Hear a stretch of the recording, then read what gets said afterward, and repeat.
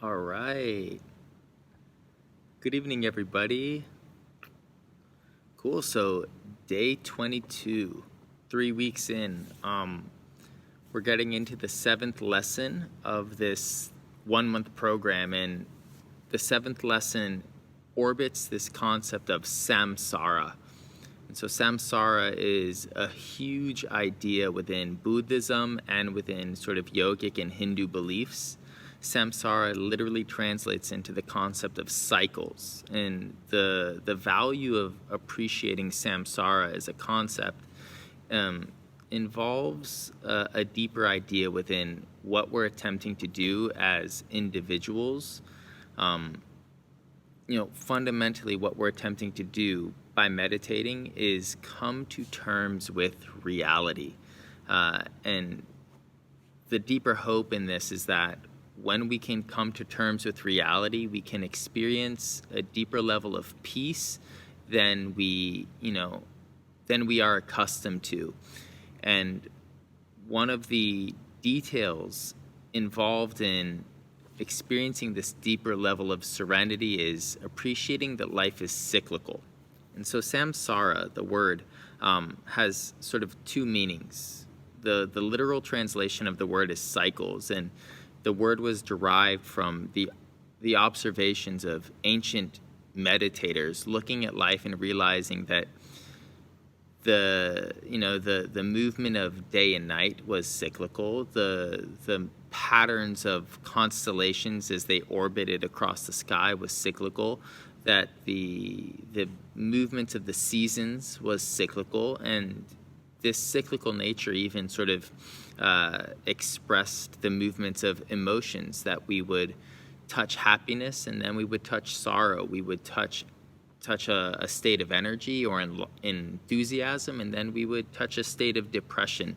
And so this is what the literal word means, samsara, cycles.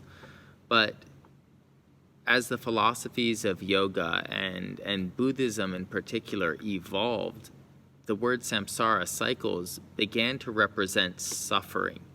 And so the bridge that connects cycles to suffering is really this acknowledgement of unconsciousness, that when we are unaware of our cycles, when we are unaware of the cycles of nature, we tend to suffer as individuals.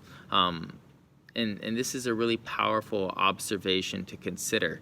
When we are unaware of our own patterns, right, and our habits and our instincts start to command us over our own autonomy, our own conscious choice, we begin to experience depression. We feel the dissolve of free will, and in this, our sense of peace, our sense of control starts to dissipate, and in that we feel sorrow, we feel depression. And this pulls us all the way back to the first definition of meditation I offered you, which was nirodh. Nirodh is restraint. And before we can control anything, we have to, usually we have to understand what it is we're attempting to control. And what we're attempting to control is our cycles, is our samsara. And so what we're going to get into today is the observation of cyclical patterns within our practice. And there's sort of an upside to this. The main pattern we're going to attempt to observe today is this back and forth between enthusiasm and disinterest within our own practice. And I've been getting quite a few emails about, sort of the boiling over of disinterest with sitting still, the increased sense of urgency to open our eyes or to fidget or to adjust or to simply end the practice. And this is a very common sort of emotional response to the intense restraint that you're imposing onto yourself. And so the beauty of cyclical nature, the beauty of samsara is, if we simplify it into positive and negative, if we rotate from a positive state of mind or a positive relationship, and eventually we embrace the fact that we're gonna touch a negative state of mind or experience a negative relationship to any phenomenon or any experience, what samsara also suggests is that eventually, because of the nature of reality, the cyclical nature of reality, we will again enter not through our own will or our own effort, but we will gain effort because of nature, a positive relationship to this experience. And so that's what we're going to observe today. And what this means for our practice is that if you just sit down and tolerate your resistance, tolerate your rejection, tolerate your boredom, eventually you will become inspired to meditate again all by yourself. You will become enthused to maintain stillness. You will become, sort of committed to the process. And, to feel that inspiration resurrects itself all by itself is a really illuminating moment. And attaching this to samsara will extend that illumination, extend that insight into so many other dimensions of life, which is a bonus. Cool. So let's get into this today. Comfortable seated position.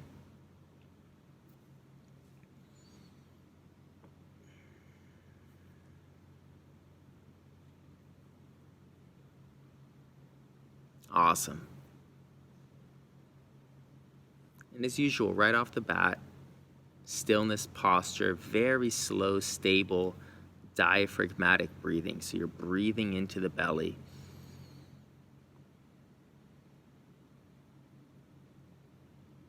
And then working to first acknowledge the thought process, your opinions, your emotional state.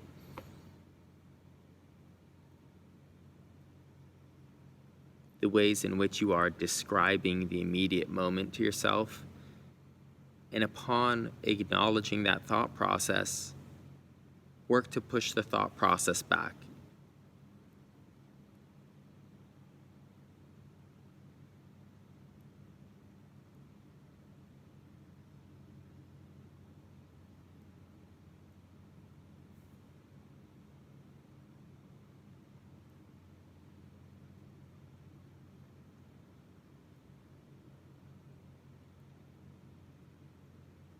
And so there's this immediate change when you hold your body in this rigid stillness, when you command your breath to slow down, and when you acknowledge the thought process and push it back by feeling the body versus contemplating the body. All of these, of course, are very subtle mechanisms of our day-to-day existence that you're becoming particularly mindful of.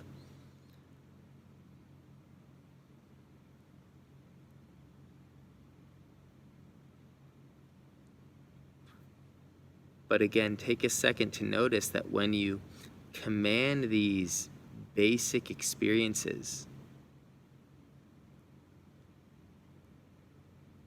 something changes. And what that change is, again, is the internalization of awareness, which is the purest definition of meditation. Instead of looking outside, you're looking inside. And that is meaningful.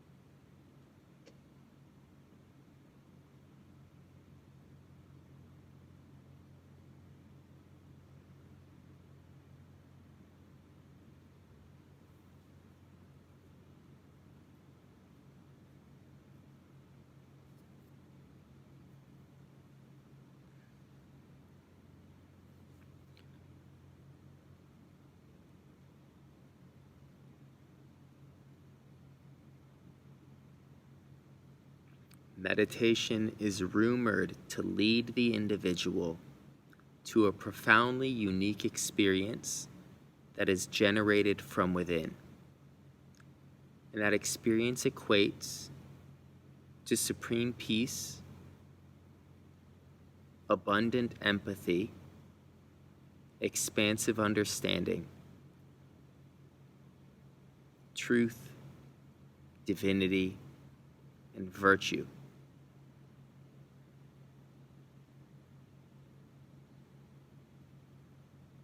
This process of restraining our motor functions, commanding our impulses to fidget, slowing down the breath, and working to feel with increased sensitivity our bodies fulfills our thirst for something more. And so for the next few minutes, I just want you to appreciate that you yourself are intrigued with this promise.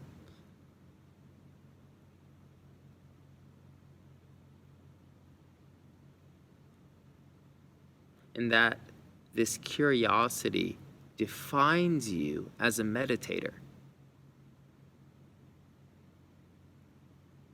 That your thirst for experience, which all human beings have, has led you to investigate yourself. Slow down the breath. Consider that.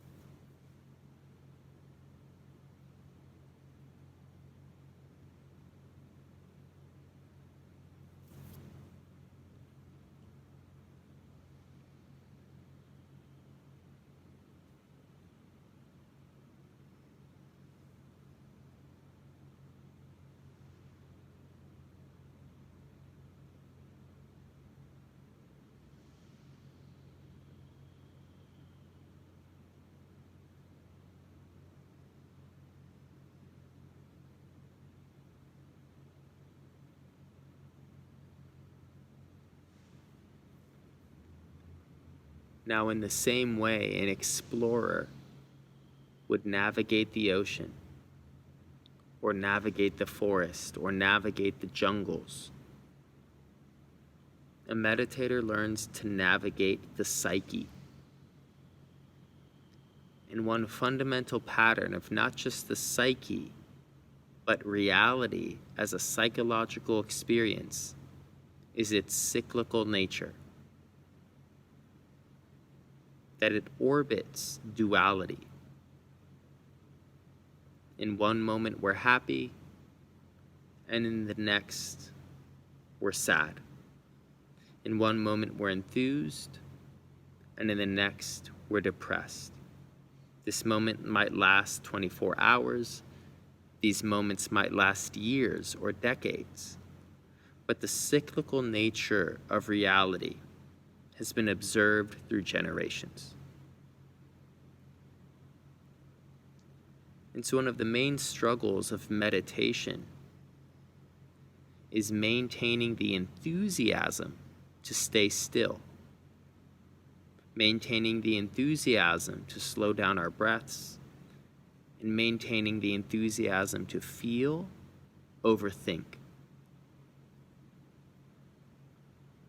When we appreciate samsara as a truth, a psychological truth, it enables us to relax and to appreciate that when we are impatient, disinterested, and dissatisfied with our practice, all we have to do is wait, and eventually enthusiasm, interest, and curiosity will reemerge on its own.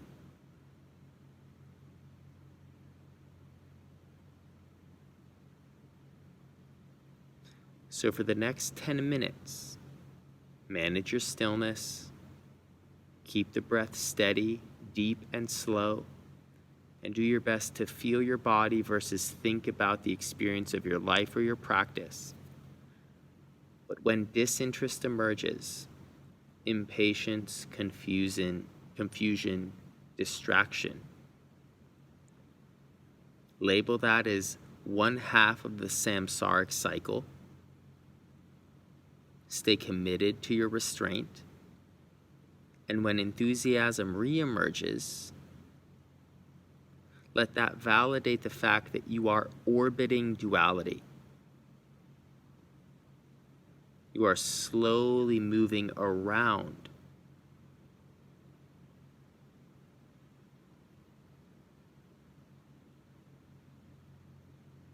And in that, you have to do nothing.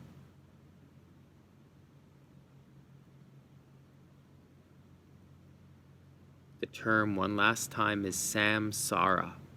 Samsara. A key principle in Buddhism and yoga. Slow down your breaths.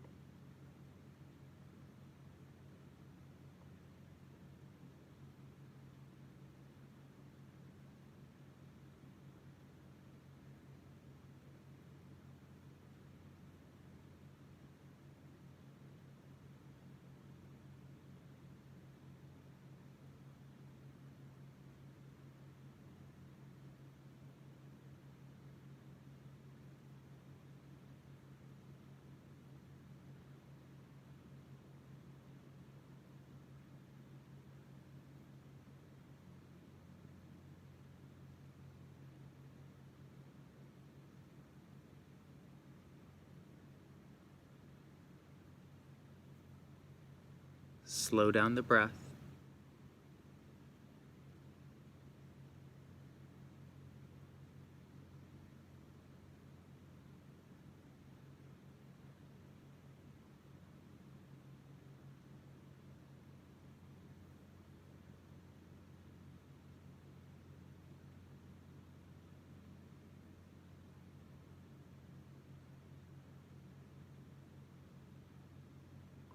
One underlying motivation behind a meditator's will to sit down and be still consistently and regularly is to not just discover the core of what they are, but to understand their ability and inability to control their world and themselves.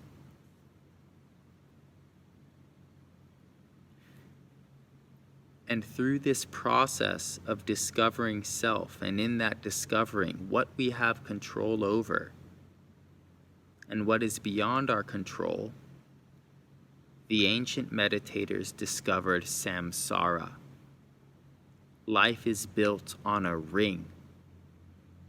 The ancient metaphor is a wheel. And all we do is orbit its circumference, like the moon around the earth and the earth around the sun.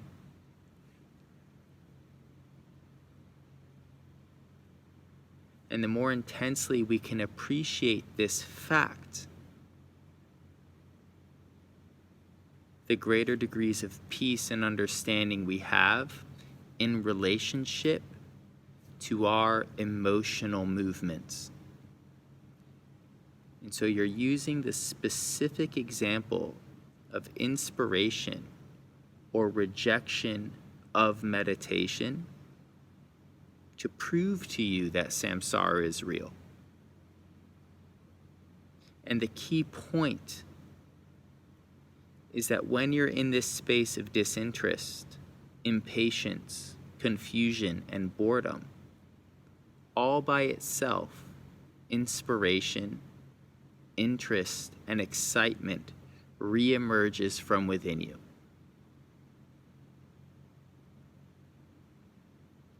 And that all you have to do is wait, survive the negative, and positivity will eventually reemerge.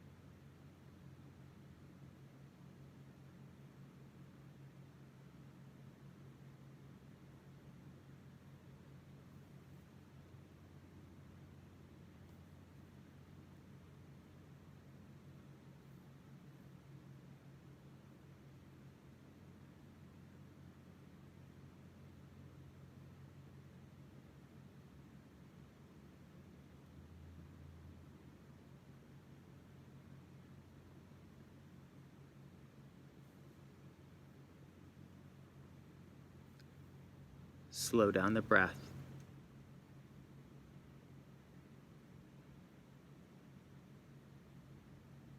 Remember what you're doing. You are meditating.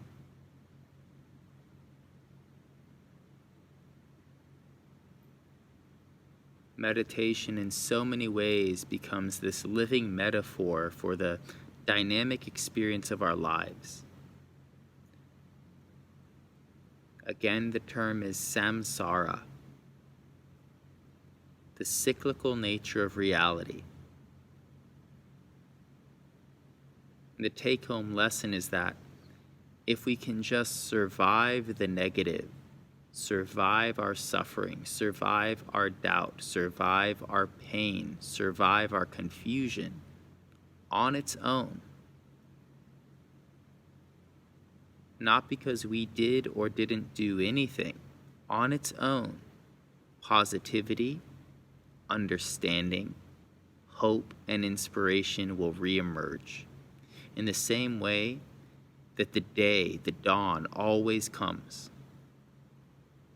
that the next breath in always comes.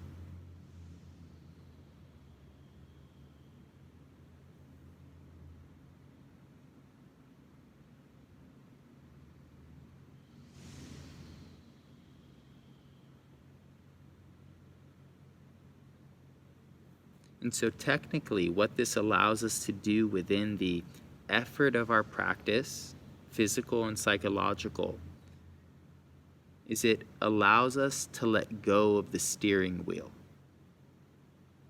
All we have to do is sit back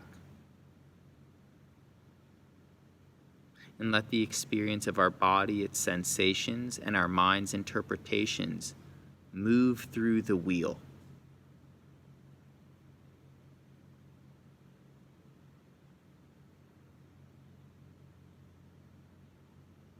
One more minute here. Let's take some perfect breaths, steady, complete, into the belly, and slow. Do your best to feel instead of think. Do your best to experience without narration.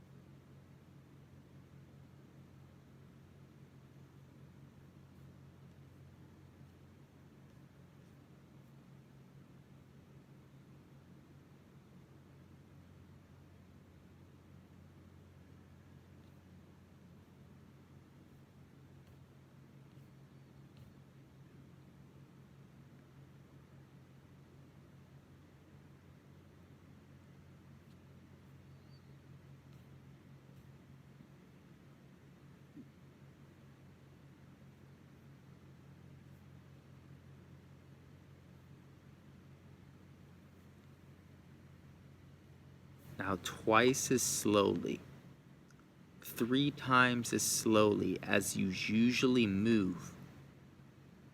Bring your hands to heart center. Again, 2 times, 3 times as slowly as you usually move.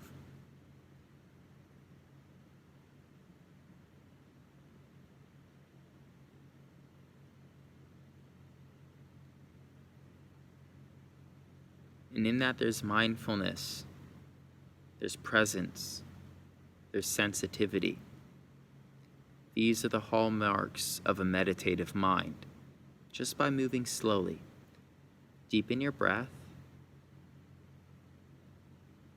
and moving forward from yesterday's practice, listen to your room, listen to your environment, and appreciate it as the world.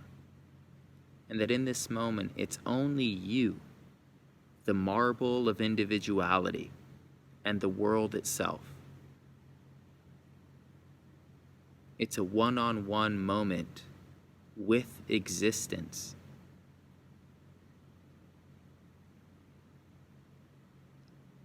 And in this moment of intimacy, both you and the world, in Sanskrit, Atman, the soul, and Brahman, reality, are both tethered to the wheel. Both orbit duality. Both move from birth to death.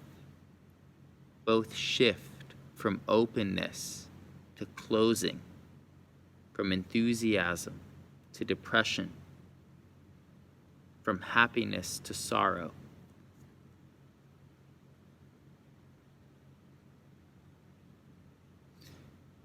And so in this first lesson of Samsara, you're learning to appreciate this wheel or this cyclical nature. Appreciating that it's inescapable.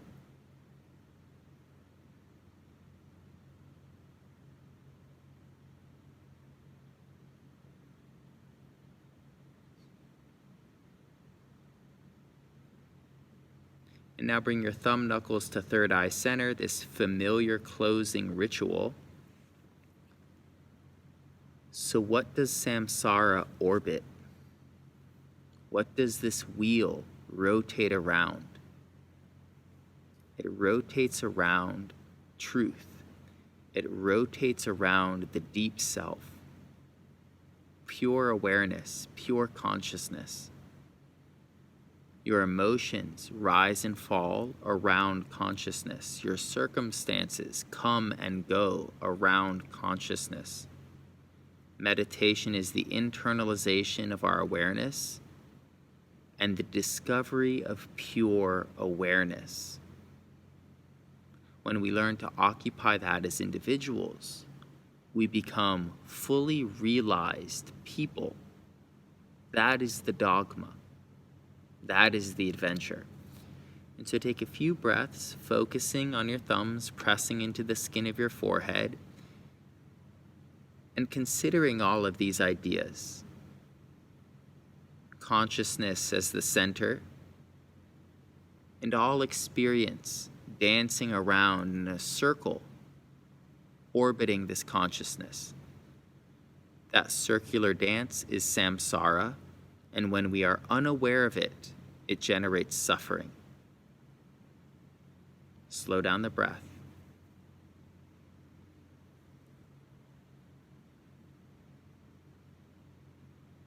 Take a full exhale. Hold the breath with nothing in your lungs. Release your wrists to your knees. You're collecting CO2 intentionally. Keep holding the breath, nice tall spine. When you must inhale, breathe through the nose and again hold the breath.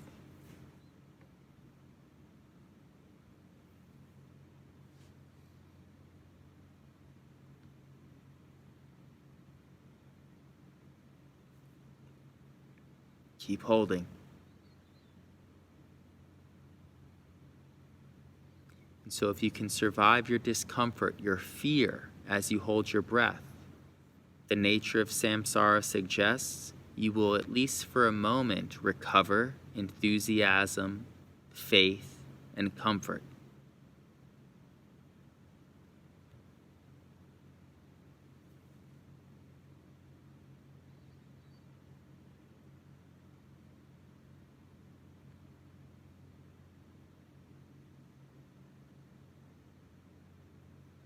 When you need to breathe normally, do so. Whether you're holding your breath, lungs full of air, or breathing normally at this point, repeat the word samsara, consider the cyclical nature of your life, and appreciate that as inevitable. And because you've collected some CO2, because your mind is more present to the immediate experience of your body, that idea, the repetition of that word should hit you more intensely. Samsara. With your next breath in, open your eyes.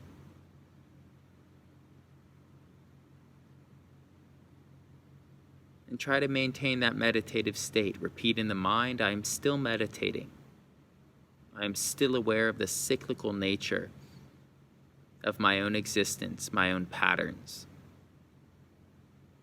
I can feel the relationship between my own cyclical nature and the movement of stars and planets, the dance of seasons. And in that, the idea of unity, the idea of oneness and similarity becomes more real. Deepen the breath. Samsara.